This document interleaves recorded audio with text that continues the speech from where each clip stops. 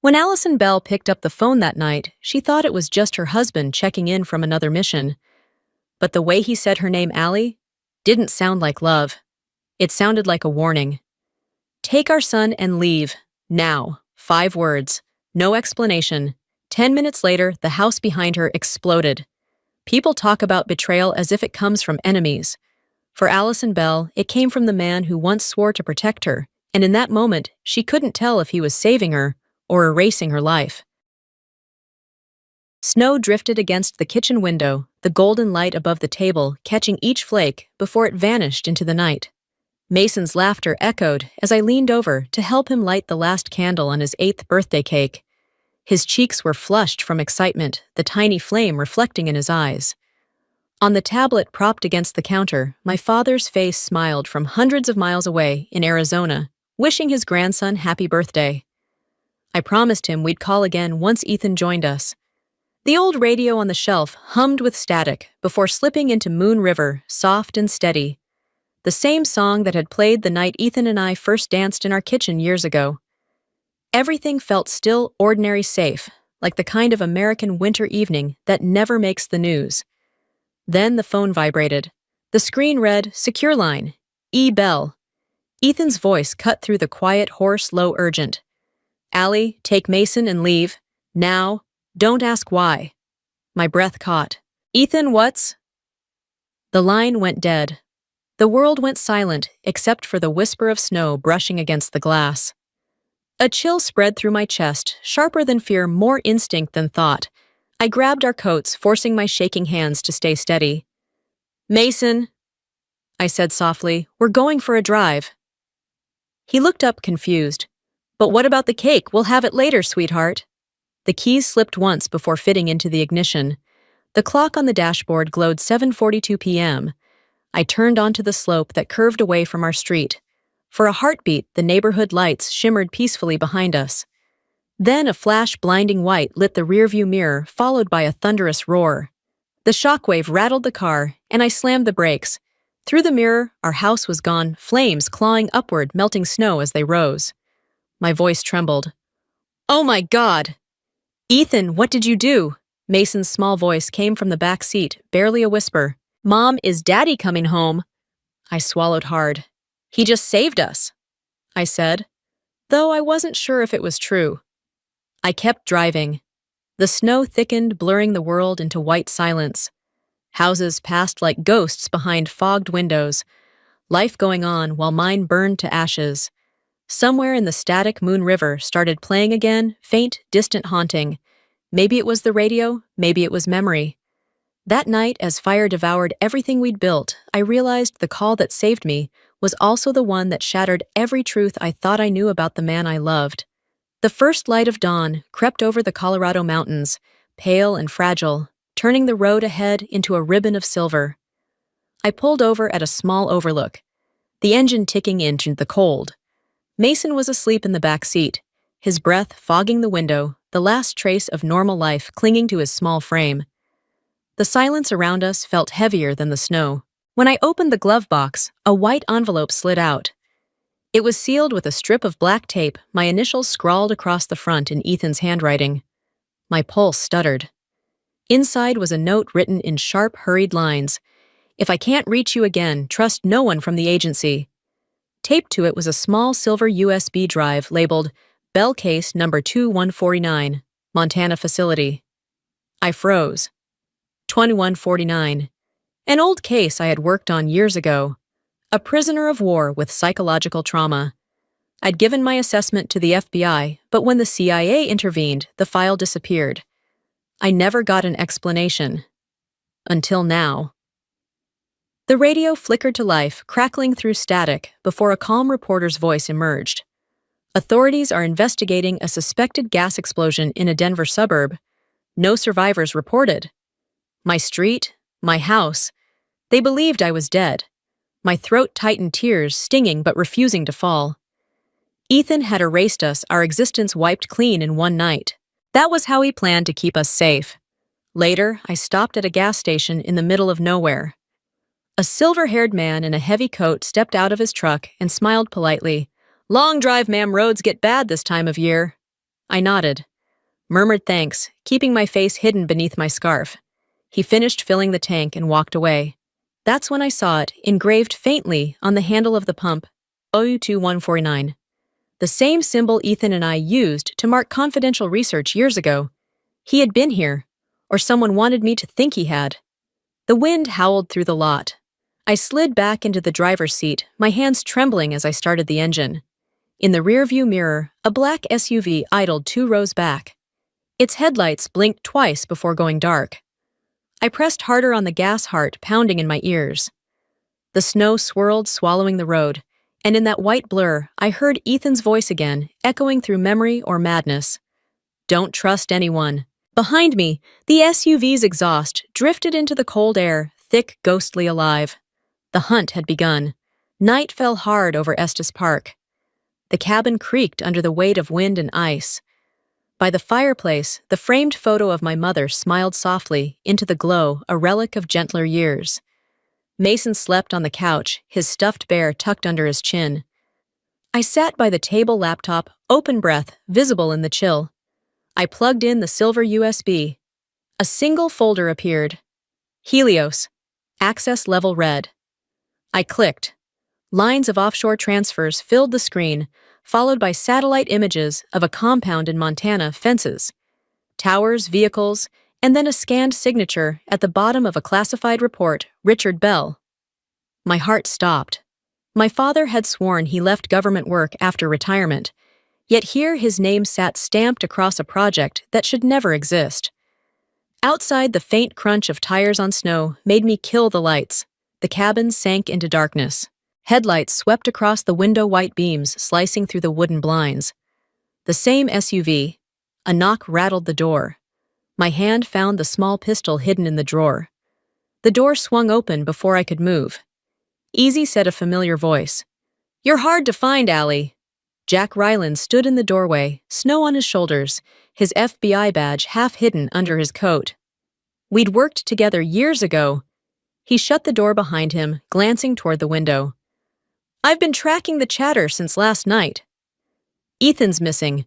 The CIA declared him MIA, suspected of treason. The word hit like ice water. I shook my head.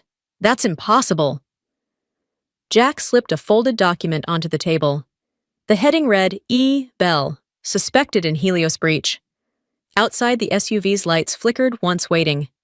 You think he's behind this? I whispered. Jack's jaw tightened. I think he's the only one trying to stop it. Before I could answer, a sharp crack split the night. Glass exploded across the floor. Jack grabbed my arm, yanking me down. Gunfire tore through the walls. Mason screamed. Jack fired back, shoving me toward the back door. We crashed into the snow, tumbling down the slope behind the cabin. Branches snapped, boots, slid, breaths came in gasps. Behind us, the cabin erupted in flames, orange against the black sky. The hum of the SUV's engine echoed, its red beams scanning through the trees like a searching eye. I clutched Mason to my chest, the fire's glow reflecting in his terrified eyes. They know who we are, I said, voice breaking. Jack steadied his weapon, scanning the ridge above. Then we find out who they are, he answered. The cabin's flames roared higher, mirrored in the wet glint of snow around us. And for the first time, I understood the fire wasn't the end. It was the beginning of the truth burning its way out. Morning bled across the gray highway, heavy with fog that blurred the mountains into pale ghosts. Jack and I sat in a lonely roadside diner, the kind that smelled of burnt coffee and old secrets. Mason slept across the booth, his small hand gripping my coat sleeve, a cold cup of hot chocolate forgotten beside him. On the mounted TV, a reporter's voice filled the silence, federal authorities still investigating suburban explosion. Then, at the bottom of the screen, my name scrolled by missing mother, presumed dead. Watching it felt surreal. My face no longer belonged to the world, and for the first time, I didn't know if that was terrifying or liberating. The phone buzzed. Langley, sick. Line 4. I stepped outside, the wind biting at my face as I answered. A composed female voice slid through the static. Mrs. Bell, this is Agent Maria Cortez. I'm calling for your safety. Your husband is under federal suspicion. We can protect you and your son. Her words carried no warmth, no urgency, just precision, like she'd rehearsed them. "How do you know I'm alive?" I asked. "We have eyes everywhere, Mrs. Bell, especially where you think you're hidden." The call ended. The wind howled louder. Inside the car, Jack listened quietly as I told him. He frowned, eyes hard. "Don't." Ethan once told me never trust Cortez. He handed me a file marked Project Helios, Oversight Officer Maria Cortez.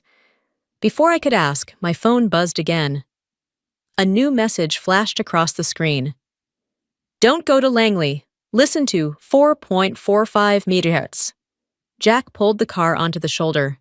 I tuned the radio. For a long moment, there was only static. Then a voice broke through, faint, strained, familiar. "If you hear this, go to the ascent. Room 12. Trust your instincts. Ethan, alive. Still fighting." That night, another call came. My father's face filled the screen, shadowed by lamplight. "Come home, Allie. Don't make this worse. Hand them the drive." I swallowed. "What do you know about Project Helios?" He paused 5 long seconds. "You're asking the wrong questions." Then the call went dead. The reflection in the dark window didn't look like me anymore. I saw a stranger, haunted, cornered, determined. By dawn, the car was back on the road. Mason slept his head against the window, while snow thickened around us like fog. Ahead through the blizzard, a sign flickered, the Ascent Hotel. "If the truth kills us, at least we'll die knowing who lied." The radio hummed softly, static whispering beneath the storm. The red glow of the hotel sign pulsed against the windshield, a heartbeat in the dark, guiding me towards something I no longer feared to face. The hallway was long, narrow, and silent, its neon lights flickering like dying stars. Room 12 waited at the end, its door slightly ajar. My hand tightened around the small pistol hidden inside my coat as I pushed it open. The air was stale. A conference table sat under a buzzing light, papers scattered, and a single manila envelope placed neatly at the center. "For AB" written in black ink. I tore it open. Inside were photographs, my father and Agent Cortez signing a contract for Echelon Industries. The date printed in the corner was June 10th, the day Ethan vanished. Taped to one of the photos was a small black USB labeled Helios, Phase 3. I plugged it into my laptop. A video played grainy surveillance footage from what looked like a government boardroom. Cortez spoke confident, cold. My father sat beside her. A woman's voice filled the room, distorted but unmistakable. The psychological algorithm from the Bell study is fully adaptable for interrogation models. My blood ran cold. It was my voice, my research, repurposed into something inhuman. They had built Helios from my work. I sank into a chair. Jack's shadow loomed beside me. "He used your name, Allie. Your father sold your research." Before I could respond, my laptop chimed. An email popped up from E. Bell. One line glowed on the screen. "They used him, not me. Keep Mason safe." I pressed a hand over my mouth. Ethan was alive. He was still fighting, but for how long? We left before sunrise. The road was empty, the storm thinning into pale mist. Mason slept in the back seat as I turned the key. A faint beep sounded from the trunk. My pulse jumped. I climbed out and opened it. A CIA access card lay on top of a folded jacket. Ethan's name was printed across it. Next to it, a torn scrap of paper. "They found me once. They'll find you next." Jack met my gaze through the open trunk. "What if your father isn't who he thinks he is?" I closed the trunk slowly, the echo hollow in the cold air. "Then I'll find out who he became."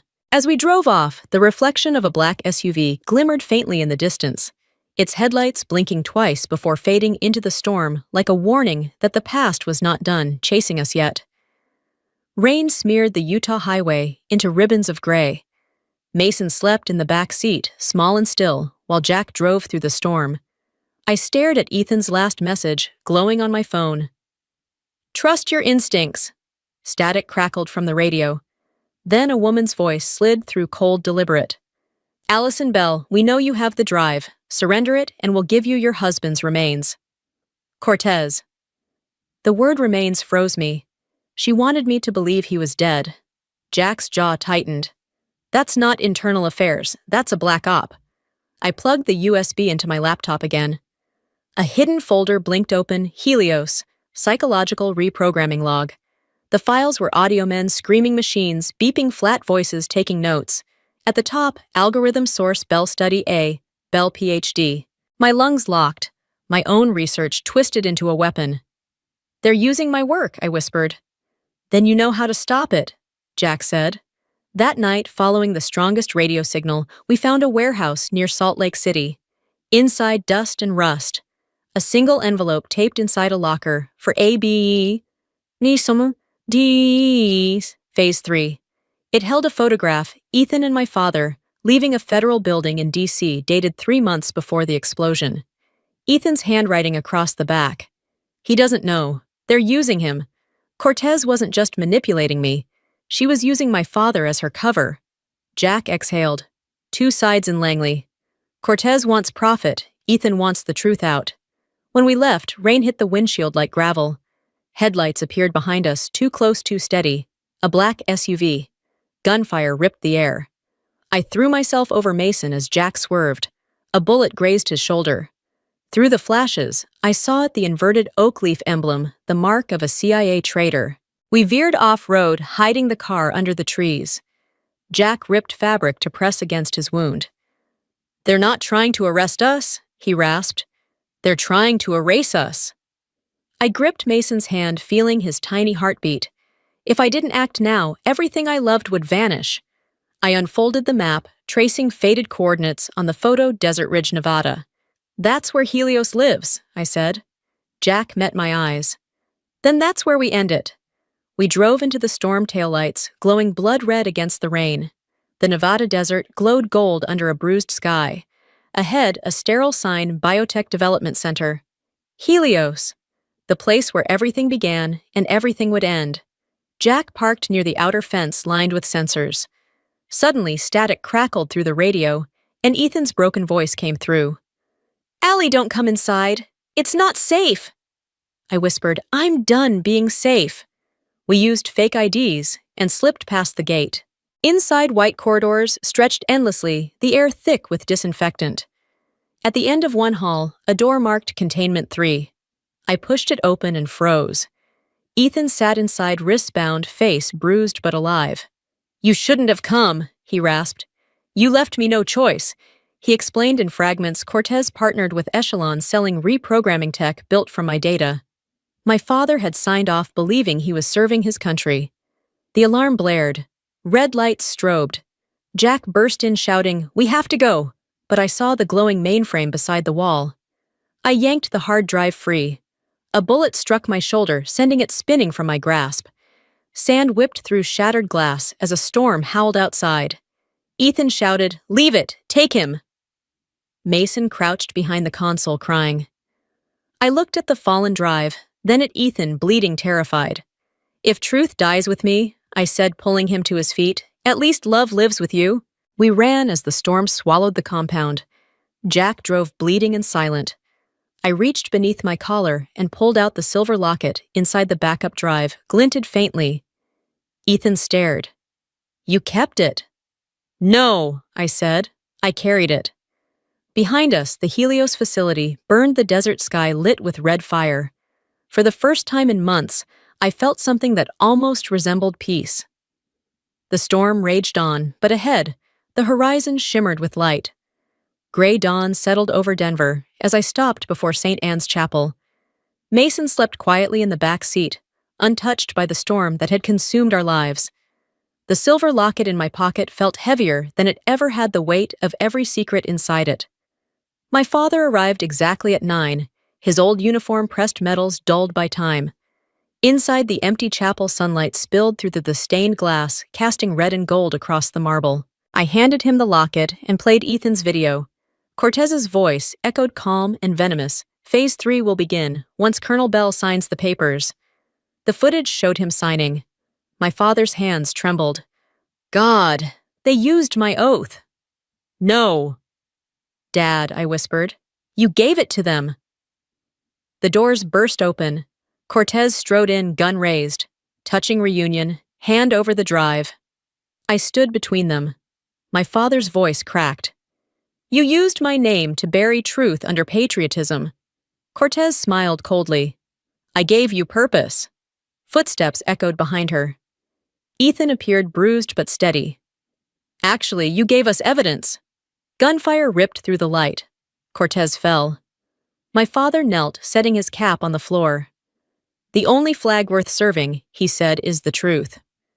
2 months later, the air in the CIA Oversight Committee room felt colder than steel. The blinds were drawn, the lights sharp and unforgiving. I sat between Ethan and my father, facing 6 officials in identical suits, faces carved from stone. One leaned forward. Mrs. Bell, what you did compromised national security. I met his gaze. What compromised it were the people who sold our conscience. They played the evidence I'd turned over the footage of Cortez Echelon and Helios.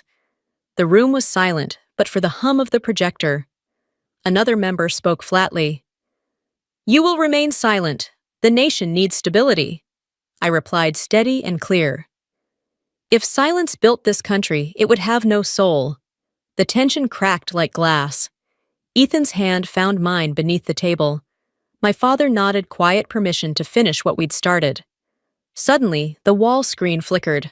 A live newsfeed flashed CIA scandal. Project Helios exposed. The room erupted. Who leaked this? Someone shouted. Ethan's voice was calm. Maybe truth finally did. Helios was shut down. Cortez faced trial. My father testified knowing it would destroy his reputation. Later in the hospital, he whispered, I served this country for 50 years, but today was the first time I truly did. When Ethan and I stepped outside, the sky was impossibly clear. You know they'll erase our names, he said. Then we'll write them somewhere else. We walked away hand in hand as the American flag rippled quietly above the glass building behind us. A year later, snow drifted softly over the quiet outskirts of Boise, Idaho. Mason chased pigeons across the yard, his laughter mingling with the faint hum of Moon River from the kitchen radio. I stood by the window, a mug of coffee warming my hands, watching the flakes melt against the glass. The phone rang. Ethan's voice came through the speaker, calm and certain. Allie, I'll be home soon. I smiled. Just don't make the world burn this time. The locket sat on the table empty now, except for a single family photo. I stepped outside. My father sat in his wheelchair near the fence, hair silver in the light. He saluted Mason the way soldiers do. I smiled back, no anger left, only grace. You did good, Dad. He nodded. We all did, kiddo. Ethan's taxi pulled up. Mason ran toward him through the falling snow. The last time he called, my world burned. This time it was peace. Maybe redemption isn't about erasing the fire, but learning to live after it.